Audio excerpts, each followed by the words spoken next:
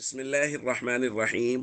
عن جابر رضي الله تعالى عنه قال قال رسول الله صلى الله تعالى عليه وسلم بين الرجل وبين الشرك والكفر ترك الصلاة. رواہ مسلم۔ نبی کریم صلی اللہ علیہ وسلم نے ارشاد فرمایا، آدمی اور شرک اور کفر کے درمیان فاصلہ مٹانے والا عمل نماز چھوڑنا ہے۔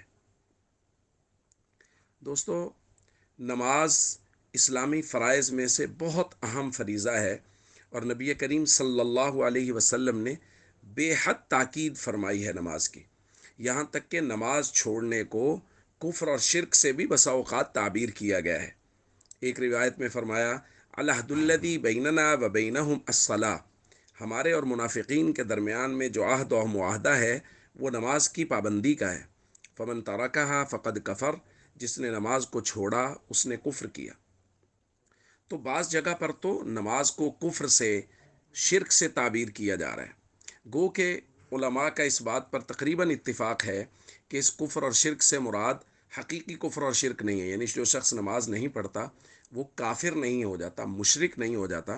کافر سے مراد ہے ناشکری کرنے والا یا کافروں جیسا عمل کرنے والا، کہ جس طرح کافر نماز نہیں پڑھتے یہ مسلمان ہو کے نماز نہیں پڑھتا، قیامت والے دن کفار یہی کہیں گے نا، لم نکو من المصلین، ہم نماز نہیں پڑھتے تھے۔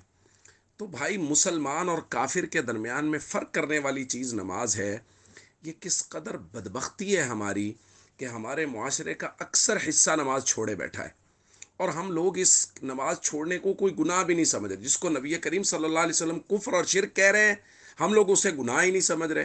لوگ کہہ رہے ہیں، علماء زور لگا رہے ہیں، کوشش کر رہے ہیں، اور لوگوں کے دروازوں پہ جا کے لوگوں کو دعوت دی جا رہی ہے نماز پڑھنے کی، اور پھر بھی نماز پڑھنے کے لیے لوگ تیار نہیں ہو رہے۔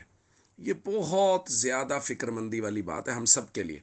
اس لیے ایک تو اس بات کی کوشش فرمائیں کہ ہم میں سے ہر شخص مکمل نمازی، پورا نمازی ہو، اور دوسری اس بات کی کوشش ساتھ فرمائیں کہ ہمارے گھر میں سے، ہمارے محلے والے میں سے، ہمارے دوست احباب میں سے کوئی بے نمازی نہ ہو۔ ہم سب کی نماز کے لیے کوشش کریں اور سب کو نماز کی دعوت دیں۔ السلام علیکم ورحمۃ اللہ وبرکاتہ۔